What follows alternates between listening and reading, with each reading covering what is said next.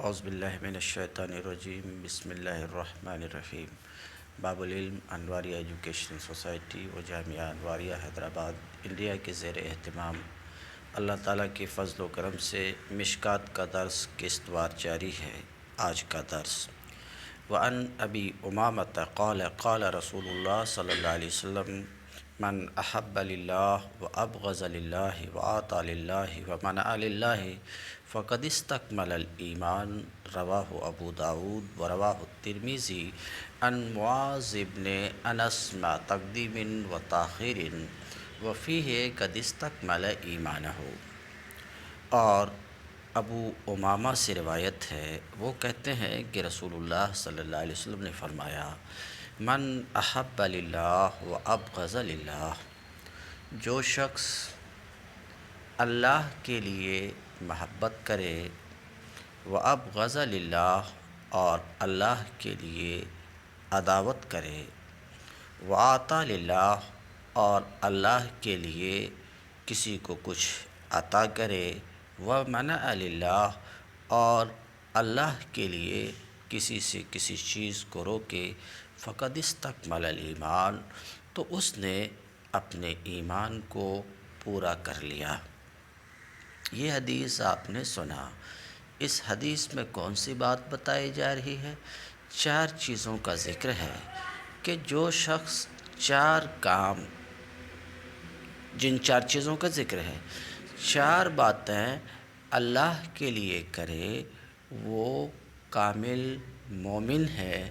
واضح رہے کہ یہ 4 کام کا اس حدیث میں اس وجہ سے ذکر ہے، اس وجہ سے ذکر ہے کہ یہ چاروں کام کا تعلق نفس سے ہے۔ کسی کو چاہنا، کسی سے دشمنی کرنا، بات سمجھ رہے ہیں، کسی کو دینا، کسی کو نہ دینا، ان چاروں چیزوں کا تعلق نفس سے ہے۔ ذرا بات سمجھیے آپ، کس سے ہے؟ نفس سے ہے، بات سمجھ رہے ہیں۔ تو یہ ان چاروں چیزوں کے تخصیص کی وجہ یہ ہے کہ جو چیزیں سمجھ رہے ہیں، جو نفس کے چاہتے ہیں، جب ان چیزوں کو اپنے لیے نہیں کرے، اپنے لیے نہیں کرے، اپنے نفس کے لیے نہیں کرے، بلکہ اللہ کے لیے کرے، وہ کامل مومن ہے۔ حدیث میں اتنا ہے۔ اس طریقے سے یہ بات واضح رہے کہ مومن کا ہر کام، مومن کا ہر کام اللہ کے لیے ہی ہونا چاہیے۔ اس کا سونا بھی، اٹھنا بھی، بیٹھنا بھی، کھانا بھی، پینا بھی، ہر کام اللہ کے لیے ہونا چاہیے۔ اور جو مومن ایسا ہے کہ وہ جو کچھ کرتا ہے وہ اللہ کے لیے کرتا ہے، تو وہ کامل مومن ہے۔ تو کہیں گے کہ ہر کام خدا کے لیے ہونا چاہیے، اللہ کے لیے ہونا چاہیے، وہی کامل ایمان والا ہے۔ ان 4 چیزوں کی تخصیص کی وجہ تو آپ نے سن لیا کہ ان کا تعلق نفس سے ہے۔ اس حدیث سے یہ تو ایک پہلو تھا۔ دوسرا پہلو دیکھیے، پورا شعر تو مجھے نہیں آ رہا ہے، اس کا کچھ حصہ ہے۔ علامہ اقبال کہتے ہیں تکبیر بھی فتنہ، نعرہ تکبیر بھی فتنہ۔ کیا آپ دیکھتے ہوں گے کئی مرتبہ لوگ کہتے ہیں اللہ اکبر، اللہ اکبر، نعرہ تکبیر، سمجھ رہے ہیں؟ کئی مرتبہ میدان جنگ میں آپ تلوار اٹھاتے دیکھتے ہیں، جس میں جان کی بازی لگانی پڑتی آدمی کو۔ تو یہ نعرہ تکبیر بھی فتنہ، یہ نعرہ تکبیر کیسے؟ یہ تو سراپا اللہ اکبر کہنا ہے، اللہ کی عظمت کا بیان ہے، یہ کس طریقے سے فتنہ ہے؟ تو آپ یہ جو کچھ کر رہے ہیں، ذرا دھیان سے سنیے، بس 1 منٹ کی بات ہے۔ کئی مرتبہ لوگ اللہ کا نام بولتے ہیں، مگر اس لیے نہیں کہ اس کو اللہ سے محبت ہے، بات سمجھ رہے ہیں، بلکہ لوگوں کو یہ ذہن دینا ہوتا ہے کہ ہمارے دل میں اللہ کی محبت ہے، ہم اللہ سے محبت رکھنے والے ہیں، چاہنے والے ہیں، اس کو ماننے والے ہیں۔ بات آپ سمجھ رہے ہیں؟ کئی مرتبہ ایسا ہوتا ہے تو بہت سا کام بذات خود اچھا ہوتا ہے، بات سمجھ رہے ہیں؟ جیسے نماز پڑھنا اچھا کام ہے، روزہ رکھنا اچھا کام ہے، بات سمجھ رہے ہیں، اللہ کی کبریائی بیان کرنا اچھا کام ہے. تو بہت سا کام، ذرا دھیان، آپ بات سمجھ رہے ہیں میں کیا کہہ رہا ہوں؟ بہت سارے کام بذات خود اچھے ہوتے ہیں، مگر بذات خود اچھے ہوتے، مگر نیت اچھی نہیں ہوتی ہے. بات سمجھ رہے ہیں؟ تو یہ کام جو اپنے آپ میں اچھے ہیں مگر نیت اچھی نہیں ہے، تو یہ کام بھی فتنہ ہے. بات آپ سمجھ رہے ہیں؟ کسی سے مومن وہ ہے کہ کسی سے محبت کرے تو اللہ کے لیے محبت کرے. بات سمجھ رہے ہیں؟ کسی سے عداوت کرے تو اللہ کے لیے عداوت کرے. اب میں یہاں پر رک کر کے آپ کو ایک ذہن دینا چاہ رہا ہوں کہ کچھ حضرات سے ہم محبت کرتے ہیں اور کچھ لوگوں سے ہم عداوت بھی کرتے ہیں. بات سمجھ رہے ہیں؟ مثال کے طور پہ ہم محبت کرتے ہیں امام ابو حنیفہ سے، مثال کے طور پہ. بات آپ سمجھ رہے ہیں؟ امام ابو حنیفہ سے محبت کرتے ہیں. اس طریقے سے کچھ اور اکابر ہیں جن سے محبت کرتے ہیں، تو ہماری یہ محبت اللہ کے لیے ان سے ہے. بات سمجھ رہے ہیں؟ جن سے ہم محبت کر رہے ہیں اللہ کے لیے ہے. بات سمجھ رہے ہیں؟ تو یہ محبت اللہ کے نزدیک محمود ہے، لیکن اللہ کے لیے نہیں ہے، بلکہ اس کے علاوہ کسی اور مقصد کے لیے ہے. بات سمجھ رہے ہیں؟ تو ظاہر سی بات ہے یہ محبت اللہ کے نزدیک اس محبت کا کوئی بھی وزن نہیں ہے. تو اس حدیث کا تقاضا صرف اتنا ہے کہ جو کچھ بھی ایک مومن کو کرنا چاہیے وہ اللہ کے لیے کرنا چاہیے. بات سمجھ رہے ہیں؟ آپ کو معلوم ہے وہ بہت مشہور واقعہ ہے کہ حضرت مولا علی نے ایک شخص کو پٹک دیا اور اس کے گلے پر تلوار رکھ دیا کہ اب تلوار چلے گی اور وہ شخص مر جائے گا.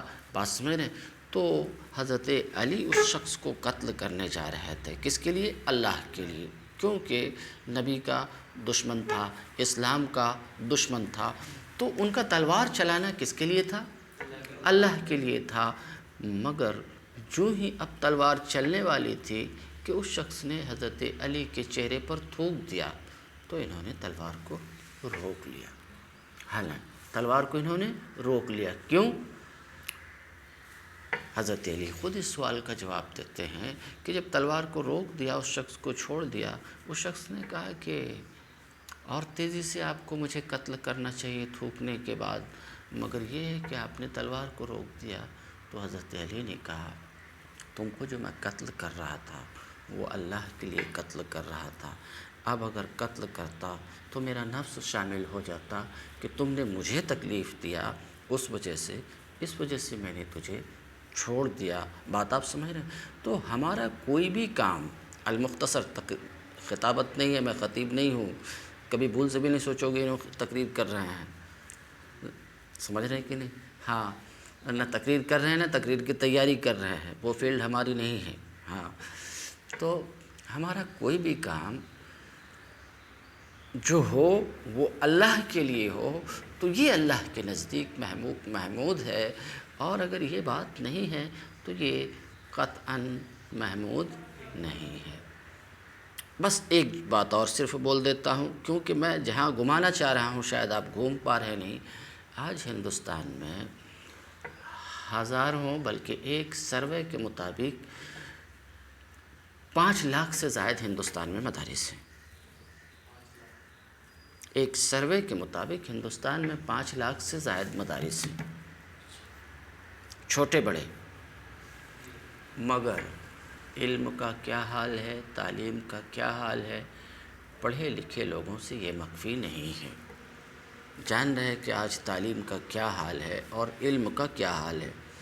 گنے چنے چند مدرسے میں تعلیم اچھی ہوتی ہے، باقی اور مدارس تو جو حال ہے وہ بالکل واضح ہے. میں زیادہ کچھ نہیں کہنا چاہ رہا ہوں. کیوں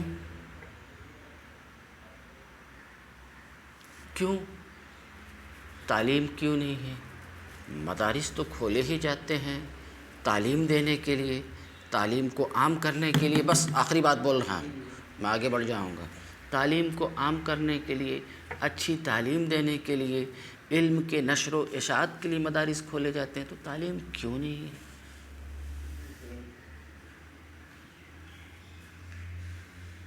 انگلی پہ گن لو چند مدارس میں کچھ تعلیم ہے، باقی نہیں ہے. کیوں نہیں ہے؟ اس سے آپ غور کرو. لے یہ کام تو اچھا ہے، مدرسہ کھولنا علم دین کو عام کرنے کے لیے، سمجھ رہے ہیں، یہ کام تو اچھا ہے. پھر کیوں نہیں تعلیم ہو رہی؟ علم کیوں نہیں بڑھ رہا ہے؟ تو مدارس کھولے جانے کا اگر مقصد علم کو عام کرنا ہوتا، علم کی محبت ہوتی، تو علم ضرور ترقی کرتا تھا، علم ضرور بڑھتا تھا. مگر بیشتر مدارس جو کھولے جا رہے ہیں، کہیں سے اس کا مقصد یہ ہے ہی نہیں کہ علم ترقی کرے. ذرا سنو ایک بات، ذرا مشکل بات بول رہا ہوں. علم ترقی کرے، علم بڑھے، بلکہ بیشتر لوگ جو مدارس کھول رہے ہیں علم کا گلا گھونٹنے کے لیے کھول رہے ہیں. کیا کہہ رہا ہوں؟ اب تمام شک کو تو میں نہیں رکھ سکتا، ایک آدھ بات ہی ایک مرتبہ میں بول سکتا ہوں. علم کا گلا گھونٹنے کے لیے وہ مدارس کھولتے ہیں. کیسا گلا گھونٹتے؟ عوام اور قوم مسلم آج بھی اس کے اندر دین سے محبت ہے. وہ خود نہیں پڑھتے، مگر ان کی یہ چاہت آج بھی ہے کہ علم خوب بڑھے. یہی وجہ ہے کہ آپ عوام کے پاس جاتے ہیں کہ مدرسے کے لیے کچھ دیجئے، تو وہ اپنی حیثیت سے بڑھ کر کے دیتی. کھلی ہوئی بات ہے، حیثیت سے بڑھ کر کے دیتی. بہت سے لوگ اپنی حیثیت سے بڑھ کر کے دیتے. تو کیوں دیتے؟ ان کو دلچسپی ہے مدرسے سے، ادارے سے. وہ چاہتے ہیں کہ ادارہ ترقی کرے، علم دین خوب بڑھے. سمجھ رہے ہیں؟ علم دین خوب بڑھے. تو عوام کو آج بھی دینی ادارے سے لگاؤ اور کافی محبت ہے، اور عوام یہ چاہتی ہے کہ دین کی ترقی ہو، علم دین کی ترقی ہو. مگر بہت سے لوگ، ذرا اسی بات کے لیے میں چلا تھا، بہت سے لوگ مدرسہ اس لیے کھولتے ہیں کہ اگر ہم مدرسہ نہیں کھولیں گے تو کوئی اگر علم سے محبت کرنے والا مدرسہ کھولے گا تو یہاں علم کی ترقی ہوگی، تعلیم ہوگی، علم کی نشر و اشاعت ہوگی. بات سمجھ رہے ہیں؟ تو بہت ذرا بات کو سمجھیے میں کیا کہہ رہا ہوں. علم بڑھے گا، علم پھیلے گا، روشنی آئے گی، اندھیرا ختم ہوگا. اندھیرا ختم ہوگا تو ہماری مارکیٹ ڈاؤن ہو جائے گی.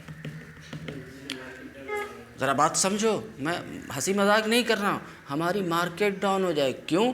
کیونکہ ہماری مارکیٹ تو جاہلوں کے بیچ میں خوب چلے گی، مگر پڑھے لکھے لوگوں کے بیچ میں ہماری مارکیٹ نہیں چلے گی.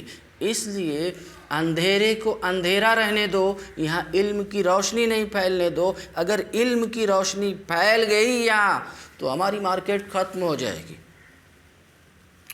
نہیں سن رہے ہو میں کیا بول رہا ہوں؟ کچھ کام کی بات بول رہا ہوں، سمجھ رہے ہیں؟ تمہارے کام آئے گی باتیں، سمجھ رہے ہیں؟ تو مدارس کا کھولنا علم کا گلا گھونٹنے کے لیے ہوتا ہے، تاکہ یہاں علم. کیوں؟ اب جب ہم کھول دیا، دوسرا کھولے گا تو ہم مضبوط آدمی کھولنے عوام کے درمیان کریں گے. دیکھو یہ انتشار کرا ہے، ایک مدرسہ ہے، یہ تو انہوں کیوں کھول رہا؟ بات سمجھ رہے ہیں؟ بولے انہوں نے دوسرا کھول لے گا، دوسرے کو نہیں کھولنے دے گا، وہ عوام کے بیچ پہنچ جائے گا بلا وجہ. یہاں ایک مدرسہ ہے، دوسرا مدرسہ کھول رہا ہے. مدرسہ نہیں ہے، ایسا نہیں ہے، یہاں پر مدرسہ ہے. تو اب یہ مدرسہ رہ کر کے بھی کسی کام کا نہیں، دوسرا کوئی مدرسہ بننے بھی نہیں دے رہا. تو کچھ لوگوں کے مقاصد تو یہ ہوتے ہیں کہ کسی طریقے سے علم کا چراغ بجھے، کیونکہ جب علم کا چراغ بجھے گا تو اس کا چراغ خوب جلے گا. آپ سمجھ رہے ہو میں کیا بول رہا ہوں؟ کچھ لوگ ایسے ہوتے ہیں جو مدارس کھولتے ہیں اس لیے کہ ان کو علم کو ترقی نہیں دینا، اپنا گھر چلانا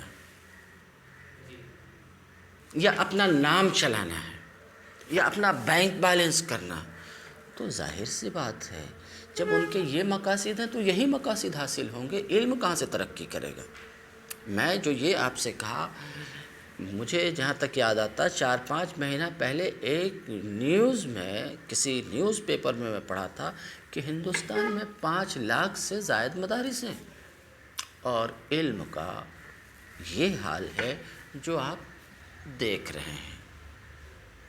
بات سمجھ رہے ہیں؟ تو میں یہ کہہ رہا تھا کہ کام تو بہت اچھا ہے، مگر اللہ کے لیے نہیں ہے، اللہ کے لیے نہیں ہے، بلکہ کسی اور مقصد کے لیے ہے، کسی اور مقصد کے لیے ہے، تو اللہ کے نزدیک اس اچھے کام کا کوئی وزن نہیں۔ بات آپ سمجھ رہے ہیں؟ بہرحال آئیے اس میں،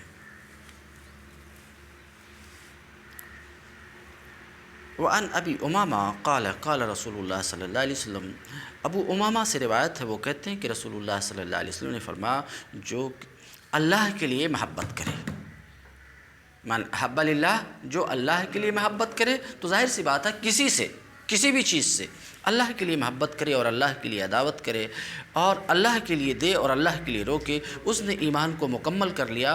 ابو داؤد نے اس کی روایت کی ہے، ورواہ ترمذی، اور امام ترمذی نے بھی اس کی روایت کی ہے، مگر کس سے؟ ابو امامہ سے نہیں، معاذ بن انس سے، تھوڑے تقدیم اور تاخیر کے ساتھ۔ یہ بات سمجھ میں آئی آپ کی؟ ہاں، تقدیم و تاخیر کے ساتھ۔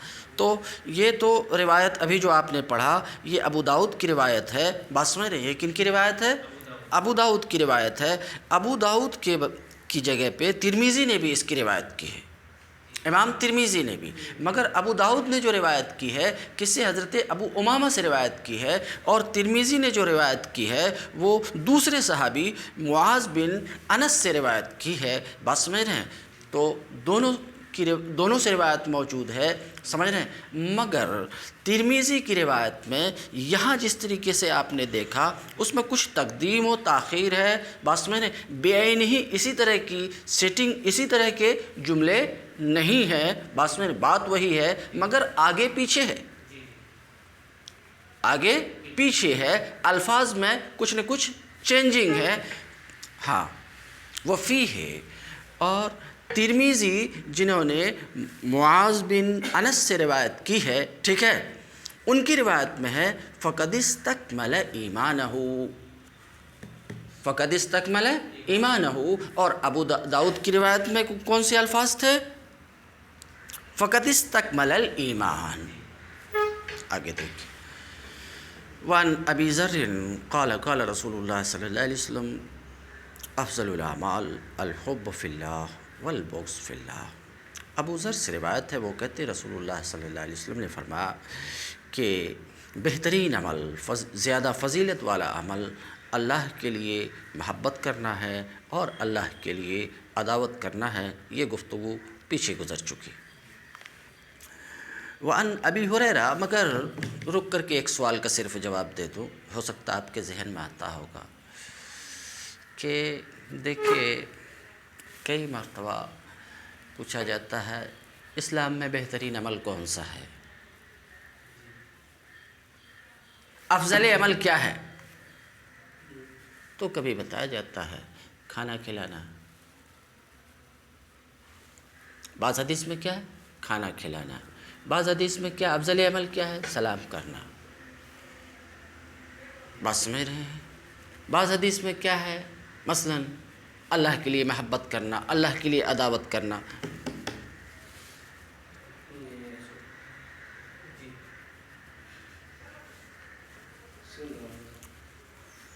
تو اب آپ کا سوال یہ ہوگا کہ یہ کئی اعمال ہیں، سلام الگ عمل ہے، سمجھ رہے ہیں، کھانا کھلانا الگ عمل ہے، سمجھ رہے ہیں، تو یہ کبھی اس کو افضل بتایا جا رہا ہے، کبھی اس کو افضل بتایا جا رہا ہے، کبھی اس کو افضل بتایا جا رہا ہے۔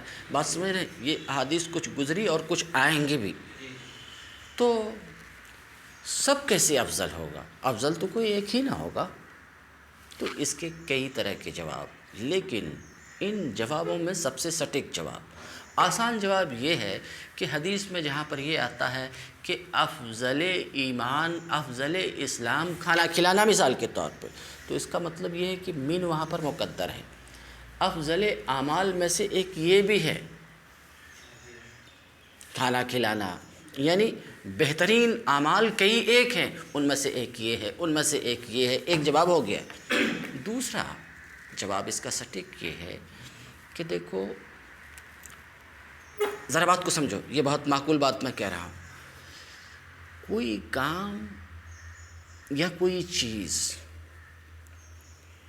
اپنے آپ میں کوئی وزن نہیں رکھتی ہے اگر اس کی ضرورت نہیں ہے، اور اگر اس چیز کی یا اس کام کی ضرورت ہے، ذرا بات سمجھیے، اس چیز کی ضرورت ہے تو پھر وہ چیز وزنی ہو جاتی ہے اور وہ کام اس کا وزن بڑھ جاتا ہے۔ ایک مثال سے میں اپنی اس بات کو واضح کروں کیونکہ یہ باتیں آتی رہے گی۔ پانی ابھی اگر آپ کو کوئی پیش کرے تو کوئی خاص بات نہیں ہے آپ کے لیے، ذرا بات سمجھیے،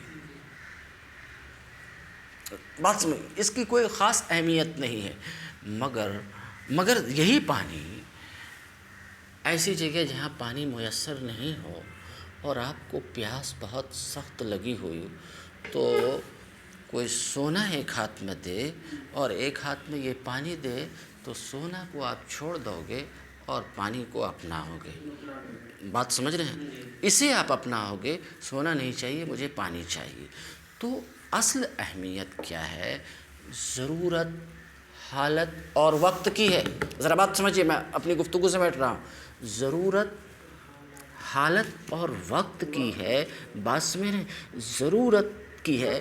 مثال کے طور پہ میں ایک بات اور بول کر کے اپنی گفتگو سمیٹتا ہوں۔ آج مسلمان کیا سمجھتے ہیں؟ مسجد بنا دیا تو بہت اچھا کام ہے، مسجد کی تعمیر کر دیا تو بہت اچھا کام ہے، سمجھ رہے ہیں؟ میرے کہنے مسجد کی تعمیر اپنے آپ میں یہ نیک کام ہے، مگر اگر ضرورت نہیں ہے اور مسجد کی تعمیر کر رہے ہو تو نیک نہیں، بد کام ہے۔ ذرا بات کو سمجھیے، ضرورت نہیں ہے، ایک علاقے میں مسجد ہے، لوگوں کے نماز پڑھنے کے لیے وہ مسجد کافی ہے، اور اسی کے بازو میں کوئی مسجد بنا رہے ہیں، بات سمجھ رہے ہیں، مسجد کی تعمیر کر رہے ہیں تو یہ اچھا کام نہیں ہے، یہ برا کام ہے۔ بات سمجھ رہے ہیں؟ آپ کو پیسہ ہی خرچ کرنا ہے، اللہ کے لیے خرچ کرنا، تو اب مسجد کے ہوتے ہوئے مسجد بنانا اچھا نہیں ہے۔ ذرا بات کو سمجھیے، اس گاؤں میں کوئی ضرورت مند ہے، کوئی حاجت مند ہے یا کسی اور چیز کی ضرورت ہے تو اب اس کام میں خرچ کرنا، بس میرے یہ بہترین عمل ہوگا۔ تو اگر آپ سے کوئی پوچھے کہ بولو مسجد بنانا اچھا ہے یا کسی غریب کو کھانا کھلانا اچھا ہے، تو کیا بولو گے؟ ایسے تو موٹے لفظ میں بولو گے مسجد بنانا اچھا ہے، بس موٹے لفظ میں یہی بولو گے کہ مسجد کی تعمیر بہتر ہے، مگر بات سمجھ رہے ہیں، مسجد کی تعمیر بہتر ہے، مگر واقعہ یہ ہے کہ آپ جان رہے ہو کہ پوچھنے والا جو پوچھ رہا، ذرا اس بات کو سمجھیے، پوچھنے والا جو پوچھ رہا فلاں علاقے کا، وہاں آلریڈی مسجد ہے مگر وہیں کوئی کئی بھوکے شخص رہتے ہیں، تو آپ کیا جواب دو گے؟ کہ بھوکے کو کھانا کھلانا افضل ہے۔ کیوں؟ ضرورت یہاں پہ ضرورت اس وقت کھانا کھلانے کی ہے، ضرورت تعمیر کی نہیں ہے۔ تو اللہ کے رسول صلی اللہ علیہ وسلم نے مختلف موقع پر جو مختلف جواب دیا، کبھی یہ جواب دیا کہ کھانا کھلانا، بات سمجھ رہے ہیں، افضل عمل ہے، کبھی یہ جواب دیا کہ سلام کرنا افضل عمل ہے، کبھی یہ جواب دیا کہ فلاں کام افضل عمل ہے۔ تو یہ وقت، ضرورت اور حالات کے اعتبار سے اور پوچھنے والے کے اعتبار سے، بات سمجھ رہے ہیں، پوچھنے والا اگر ایسا ہے، پوچھنے والا شخص ایسا ہے کہ ماں باپ کی قدر نہیں کرتا، تو اس کو اللہ کے رسول نے یہ فرمایا کہ ماں باپ کی خدمت کرنا افضل اسلام ہے۔ بات سمجھ رہے ہیں؟ ضرورت تھی جب مکہ چھوڑ کر کے مومنین مدینہ آئے تھے، اس وقت ان کو کھانے پینے تک کی چیزیں نہیں تھی، تو اس وقت اللہ کے رسول صلی اللہ علیہ وسلم نے کیا فرمایا؟ افضل اسلام کیا ہے؟ کھانا کھلانا۔ تو بات آپ سمجھ گئے؟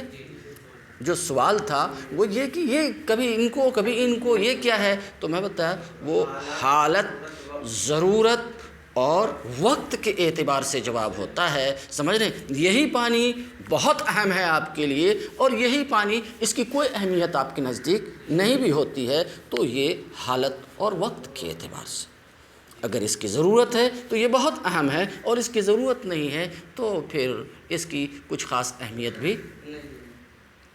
تو ایک سوال سمجھ رہے ہیں، یہ باتیں کئی بار آتے رہیں گے کہ کبھی اس کو بتایا جاتا، کبھی اس کو بتایا جاتا، ہے کیا؟ تو مسئلہ یہ ہے کہ جب جس چیز کی ضرورت رہی اور پوچھنے والے کے لیے جو چیز مناسب رہی وہ جواب دے دیا گیا، اور کھلی ہوئی بات ہے، سمجھ رہے ہیں؟ میں استاذ ہوں آپ کا، ذرا بات سمجھیے، اب میری خدمت کرنا بہتر ہے یا اپنے ساتھی کی خدمت کرنا بہتر؟ کہیں گے کہ استاذ ہونے کے ناطے ان کی خدمت، لیکن میں آپ سے یہ کہا کہ پانی لاؤ، تو اب آپ مجھے پانی لا کر کے دیں، یہ بہتر کام ہے، مگر حال یہ ہے کہ آپ کا ساتھی یہ ہے، آپ کے ساتھی اس حال میں ہے کہ وہ بے ہوش ہو رہا ہے، اور سمجھ رہے ہیں بے ہوش ہو رہا ہے، اگر اس کو آپ اس وقت نہیں سنبھالیں گے، اس وقت اس کی خدمت نہیں کریں گے تو اس کی جان جا سکتی، اسے بڑی مصیبت آ سکتی، تو اس وقت کیا بہتر ہے، میری خدمت کرنا یا اپنے ساتھی کی؟ بات آپ، تو اسی قبیل سے نبی کریم صلی اللہ علیہ وسلم کی یہ جوابات ہیں۔ بات سمجھ رہے ہیں؟ تو اصل اہمیت وقت اور ضرورت کی ہے۔ ضرورت کس چیز کی ہے؟ ضرورت مسجد کی نہیں ہے، مسجد کی تعمیر کر رہے ہیں تو یہ کوئی اچھا کام نہیں ہے۔ بات آپ سمجھ رہے ہیں؟ مدرسہ ہے، سمجھ رہے ہیں؟ مدرسہ ہے، سمجھ رہے ہیں؟ اور پھر اس کے بازو میں آپ مدرسہ کھول رہے ہیں، ضرورت نہیں، یہ کچھ اچھا کام نہیں ہے مدرسہ، اور مدرسہ کھول رہے ہیں اس نیت سے کھول رہے ہیں کہ کچھ بچے گاؤں کے، علاقے کے کہیں آ کر کے پڑھیں، تو پھر یہ اچھا کام ہے۔ مثلا اس گاؤں کے لیے سب سے اچھا کام کون سا ہے؟ آپ سے سوال ہو، اس گاؤں کے لیے سب سے اچھا کام کون سا ہے؟ تو آپ کیا جواب دیجیے گا؟ کہ بہترین کام تو مسجد بنانا ہے۔ تو آپ دیکھیے، آپ کی نظر میں یہ بات ہے، یہاں ضرورت کس چیز کی ہے؟ یہاں اس گاؤں میں سینکڑوں ایسی غریب بچیاں ہیں جن کی شادی ہونی چاہیے، مگر اس کے باپ میں طاقت نہیں ہے، بات سمجھ رہے کہ نہیں؟ تو آپ اگر حالات کو جانتے ہیں تو کہیں گے کہ بہترین عمل ان غیر شادی شدہ جوان عورتوں کا شادی کرنا ہے، نہ کہ اس وقت بولیں گے کہ مسجد بنانا ہے۔ تو بات ہو گئی، میری صاف ہو گئی، سمجھ رہے ہیں؟ کہ یہ نہیں کہ کبھی ایسا، وہ حالت کے اعتبار سے، ضرورت کے اعتبار سے۔ ابو ذر رضی اللہ تعالیٰ عنہ سے روایت، وہ کہتے ہیں رسول اللہ صلی اللہ علیہ وسلم نے فرمایا کہ افضل الاعمال، اللہ کے لیے محبت کرنا ہے اور اللہ کے لیے عداوت کرنا ہے۔ رواہ ابو داؤد نے اس کی روایت کی ہے۔ وعن ابی ہریرہ، اور ابو ہریرہ سے روایت، وہ کہتے ہیں رسول اللہ صلی اللہ علیہ وسلم نے فرمایا المسلم من سلم المسلم من لسانہ و یدہ، مسلم وہ ہے جس کی زبان اور ہاتھ سے مسلمان محفوظ رہیں۔ بہت سے مسلمان ایسے ہیں گالی گلوچ کرتے ہیں، بہت سے مسلمان ایسے ہیں جو بلا وجہ کسی کو دکھ پہنچاتے ہیں، تو اس حدیث کی روشنی میں بظاہر وہ مسلم نہیں ہے، حالانکہ وہ کلمہ پڑھتے ہیں۔ تو اس حدیث کا جواب یہ ہے کہ یہاں پر مسلم سے مراد مسلم کامل ہے۔ بات ہو گئی، سمجھ گئے؟ آگے بڑھیں میں، پورا مسلمان وہ ہے، سمجھ رہے ہیں؟ نفس اسلام کی نفی نہیں ہے، کمال کی نفی ہے، سمجھ رہے ہیں؟ تو کامل مسلم وہ ہے جس کی زبان اور ہاتھ سے مسلمان محفوظ رہیں۔ اس حدیث میں لسان کی تقدیم ہے، زبان کی تقدیم ہے ید پر، اس میں بھی اشارہ ہے کیونکہ عام طور پہ زیادہ تر تکلیف انسان کو زبان سے ہی پہنچتی ہے، اس لیے جیسا کہ اس سے پہلے دیکھ چکے کہ زبان جو ہے جڑ ہے، بات سمجھ رہے ہیں؟ اس سے پہلے وہ حدیث گزر چکی کہ اپنی زبان مبارک کو پکڑ کر کے فرمایا اللہ کے رسول نے کہ اسے لگام دو، کیونکہ یہی منہ کے بل یا ناک کے بل جہنم میں گرانے والی چیز ہے۔ اس وجہ سے یہاں لسان کو ید پر مقدم کیا گیا۔ والمومن من امنہ الناس علی دمائہم و اموالہم، اور مومن، یہاں پر بھی مومن سے مراد مومن کامل ہے۔ اسی طرح کا سوال جواب اسی طرح کا، ابھی جو سوال میں پلٹایا. اور مومن کامل وہ ہے جس سے لوگوں کی جان و مال محفوظ رہے.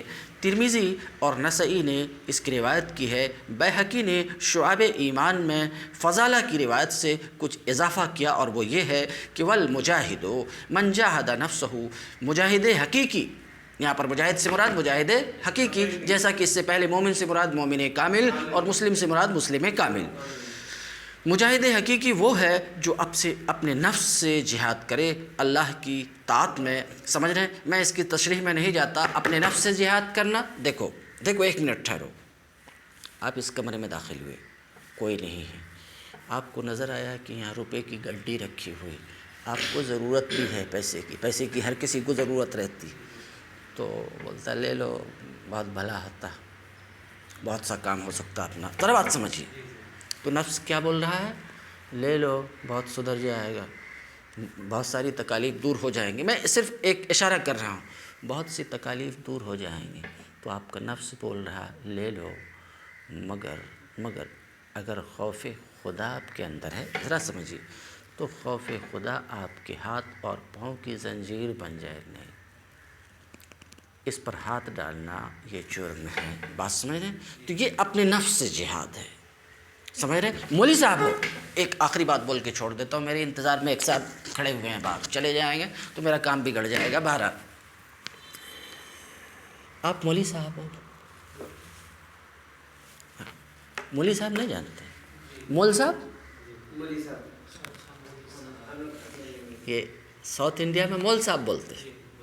مول صاحب 12 تو مسجد میں امامت کرنے گئے، کر رہے. کتنی دیتے تنخواہ؟ 7-8 ہزار، 10 ہزار. آج کے دور میں 10 ہزار میں نہیں چلتا، نہیں چلتا. تو کیا کرنا؟ کوئی بیچارہ مجبور آیا، اس کو تمہیں الو بنائے. حضرت ایسا ہے ویسا، ہاں جی وہ ہے، میں ٹھیک کر دیتا ہوں، اس کے لیے تعویذ لکھنا پڑے گا، ایسا کرنا، 2000 دینا.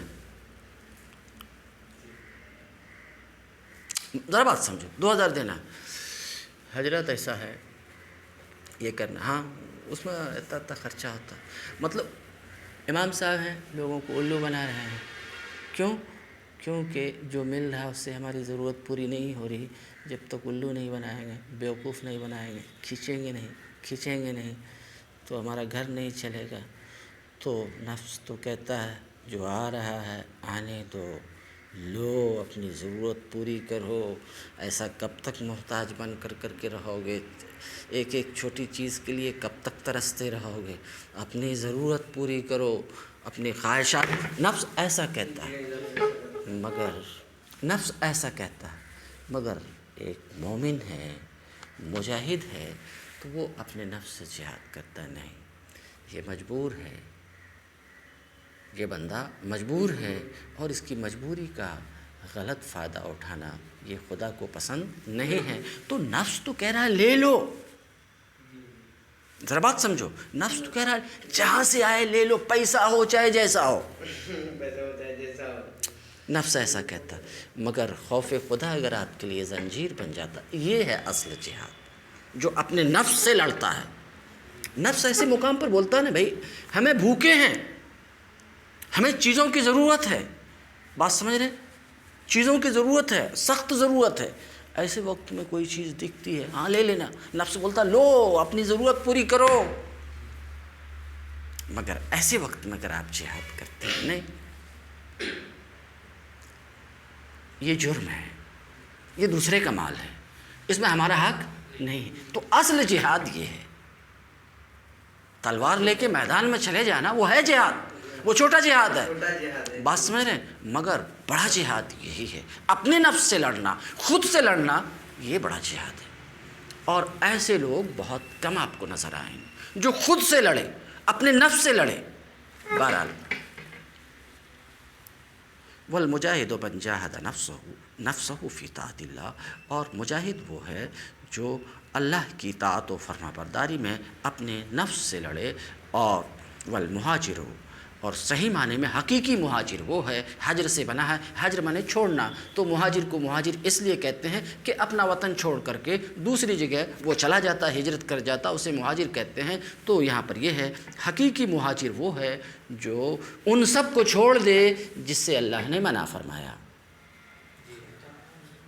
یہ بھی آ رہا ہے، میں وہ لفظ نہیں پڑھا ہوں جناب، والمہاجر من حجر الخطایا والذنوب، اور حقیقی مہاجر وہ ہے جو گناہوں اور خطایا، خطا کی جمع خطایا، خطایا خطیتن کی جمع ہے، خطیتن کی جمع خطایا۔ اگر تم میں سے کوئی اس کی تعلیل مجھے بتا دیا تو 100 روپیہ دیتا ہوں، لیکن ابھی نہیں، بعد میں دیکھتا ہوں۔ والمہاجر من حجر الخطایا والذنوب، اور مہاجر وہ ہے جو گناہوں کو اور خطاؤں کو چھوڑ دے۔ بین سطور میں لکھا ہے کہ 2 الفاظ آنے کا مطلب یہ ہے کہ صغائر و کبائر دونوں کو چھوڑ دے، وہ حقیقی معنی میں مہاجر ہے۔